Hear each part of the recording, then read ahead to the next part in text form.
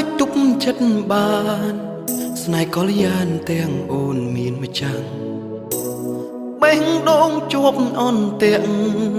បងស្នេហ៍ស្រីដោយមិនដឹងខ្លួនលួចស្រឡាញ់ភ្លេចខ្លួនភ្លេចគិតដល់ឈឺផ្សាភ្លេចគិតថាអូនមានអ្នកថែចង់ដកខ្លួនមិនបានចិត្តកល្យានស្នេហ៍ដែរសំបែកគ្នាអូនមិនព្រមបែក